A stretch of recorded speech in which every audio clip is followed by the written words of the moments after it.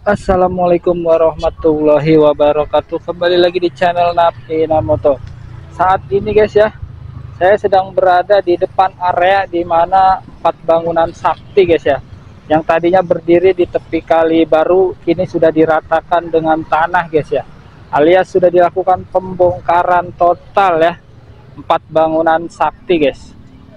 Yang jadi pertanyaan adalah setelah pembongkaran 4 bangunan sakti tersebut guys, bangunan mana lagi yang akan dilakukan pembongkaran selanjutnya guys ya.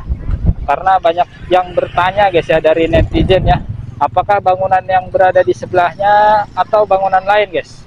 Karena infonya itu bangunan-bangunan yang berada di area sana itu ya, itu memiliki sertifikat semua guys ya. Jadi tidak bisa dibongkar guys. Hanya bisa dibongkar itu 5 meter dari bibir kali, itu yang harus dibongkar bangunannya guys ya. Jadi bangunan mana yang akan dibongkar kita akan lihat guys, dan kita telusuri ya. Jangan kemana-mana, tetap di Napina Moto. Yang itu tuh 6 meter itu. 6. Ini 5 meter dari sini nih, 5 meter. Oh, ini 5 meter. Iya. Itu ada yang 6 meter ya, variasi. Kalau rumah ini 6 meteran nih. Berarti tergantung sertifikatnya Pak ya? Bukan, kalau yang ada sertifikat kan diambil cuma 5 meter dari tepi kali buat jalanan. Kan instruksi Pak Camat kan begitu. Kalau yang ada sertifikat tanah pribadi separoh itu cuma tanah pengairannya cuma diambil 5 meter untuk jalanan. Kalau yang nggak ada sertifikat 100% tanah pengairan itu dihabisin. Yang ini udah nggak ada yang dibongkar lagi Pak dari ya, mulai itu terakhir rumah yang pink itu, dari rumah pink ke sini itu ada sertifikat dari mulai semua. rumah pink ke sini nggak ada. Iya, karena belakangnya tanah pribadi. Pribadi. Tanah pribadi, tanah pengairan paling berapa meter gitu. Kalau untuk yang area musola Pak? Hah? Area musola? Musola itu tanah pengairan semua. Ada Sama, kemungkinan itu dihabisin. Habis Pak ya? Juga ya. Yang depan rumah Ibu Lurah itu. Iya, gitu. Makasih ya Pak. Iya. Ya, jadi sudah valid ya infonya ya. Untuk di area ini mulai dari bangunan yang berwarna pink di ujung sana ya, sampai sana ya, itu sertifikat semua guys ya. Jadi hanya dibongkar bangunan yang berjarak 5 meter dari bibir kali ya, itu yang akan dibongkar bangunannya.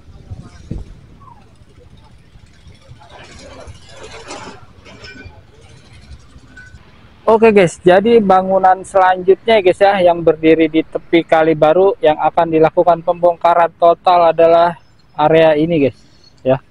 Ini bangunannya terdiri dari musola yang berwarna hijau ya, dan juga ada satu rumah guys ini ya, punya si Teteh, seorang tiktoker guys. Ini sudah dikosongkan ya musolanya ya guys ya, kita bisa lihat guys ya.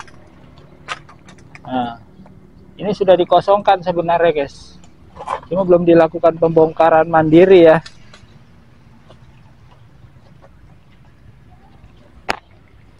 Termasuk ini ya, satu bangunan milik tiktoker guys ya, cuma si Tetehnya lagi nggak ada ya. Kalau ada kita tanya-tanya guys ya. Ini ada bangunan yang ketiga nih, mayoritas semuanya ini bangunan rumah tinggal guys. Ya, ini bangunan keempat sudah dikosongkan guys ya. Bagian atapnya juga sudah dibongkar, asbesnya.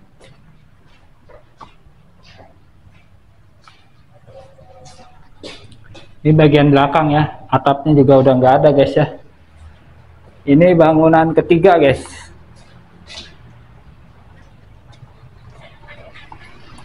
Ini bangunan keempat, sama ya, karena temboknya itu menyatu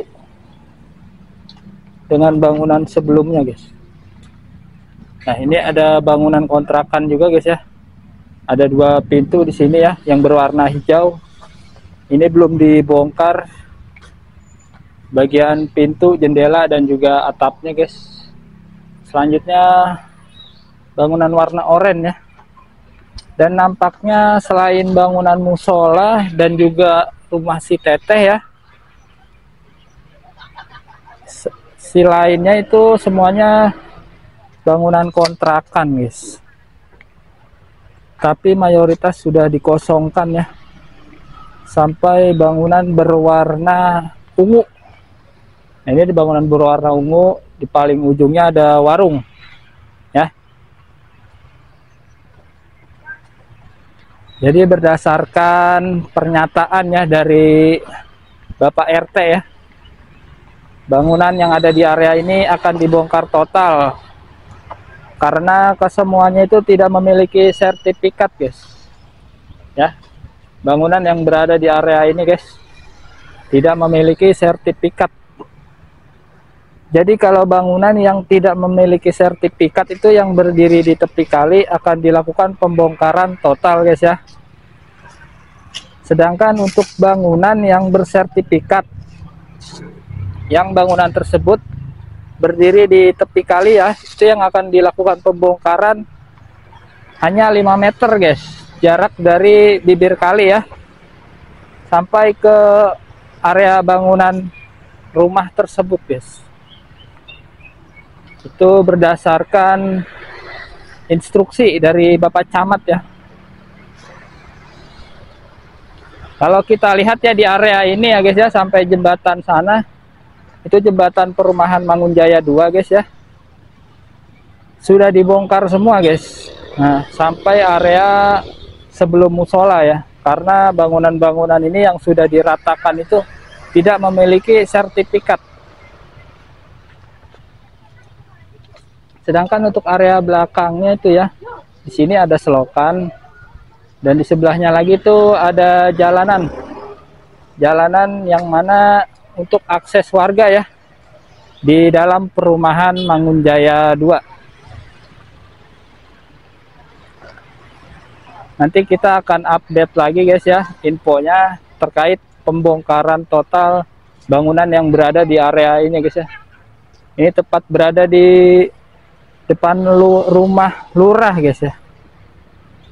Oke, cukup sekian informasinya. Nantikan update selanjutnya di NAP Inamoto. Wassalamualaikum warahmatullahi wabarakatuh. Ini salah satu efek daripada schedule program kerja Gubernur Jawa Barat, yaitu KDM. Saya akui KDM sangat membuka tabir kesejahteraan, di mana setiap anggaran-anggaran yang seharusnya sampai kepada masyarakat dulu tidak pernah ada. Tapi satunya gubernur yang paling berani adalah KDM. Kita berharap KDM menuju RI 1. Wah, 2029 dong ya? 2029 bisa 2009, bisa juga nanti pada saat ada semacam reshuffle yang terjadi oleh Prabowo. Nah untuk itu Bapak Prabowo tunjukkan Pak, dalinya Pak, mana kesejahteraan untuk masyarakat. Nah, program-program lain seperti anak-anak nakal yang dimasukkan ke barak, itulah salah satu. Itu berarti Bapak mendukung ini? Ya, benar-benar mendukung. Karena di sana anak-anak ini bukan mendapatkan perlakuan yang tidak baik. Di sana dididik untuk menjadi apa? Satu, anak yang mandiri, anak yang kuat, anak yang cerdas. Karena di dalam barak militer itu beberapa komponen-komponen seperti guru ilmu pengetahuan, seperti psikologi, guru fisik dan lain-lain. Jadi untuk masyarakat semuanya, saya harap jika anak-anak itu kebetulan anak bapak ibu dibawa ke sana, bersyukurlah karena masuk ke sana paling sulit. Kudu badar dulu Pak ya. Kudu nakal dulu baru bisa masuk Pak ya. Iya, tetapi mudah-mudahan jangan sampai lah ya. Jadi artinya gebrakan KDM ini benar-benar luar biasa. Belum ada seorang pemimpin seperti ini. KDM Putra Jabar, tapi milik Indonesia. Satu lagi Pak, data lewat dulu. Tidak pengaruh kali Pak. Iya. Tapi aman kalau pakai. Satu lagi masalah ormas. Ya ormas. Premanisme Pak. Premanisme itu yang saya tahu dari dulu, yang namanya ormas sudah pernah beres. Pedagang-pedagang di daerah Tambun dan sekitarnya itu setiap hari harus setor pada mereka. Dan manfaatnya ormas itu apa kepada masyarakat? Tidak ada. Ya maksudnya Bapak mungkin premanisme berkedok ormas gitu Pak ya? Iya, ya. Jadi ormas-ormas yang seperti itu ternyata isinya adalah orang-orang yang preman, orang-orang yang berlaku tidak memberikan manfaat banyak kepada masyarakat. Itu. Jadi dengan adanya KDM mau membubarkan ormas yang notabene adalah kepada premanisme, itu sangat pas, sangat setuju.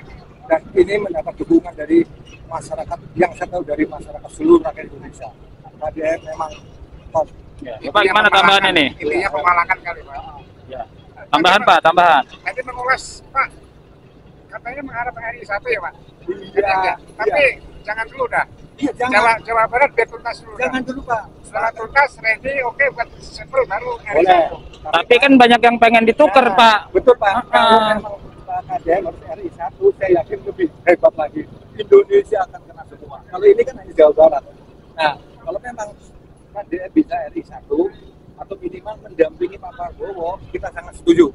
Karena dari wilayah sekarang Bapak Gubernur ini hanya menguasai otoritas tempat. Lingkupnya hanya kecil.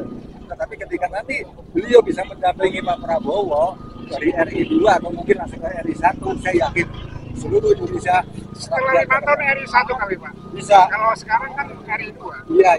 Ini biar tuntas dulu. Bisa. Jawa Barat biar tuntas dulu baru 2030 ya? 2029. 2029. 2029. 29 setelah itu baru RI 1. Ya. Berarti 2034. Ya. Iya. Oke, terima kasih Bapak-bapak ya. Oke. Semoga KDM terus ya melanjutkan programnya, jangan gentar. Sip. Mantap Bapak Aing ya. Ya karena di sini banyak bocil yang lagi pada main layangan, kita bagi susu atu-atu aja ya. Atu-atu aja ya. Satu ambil atu. Atu.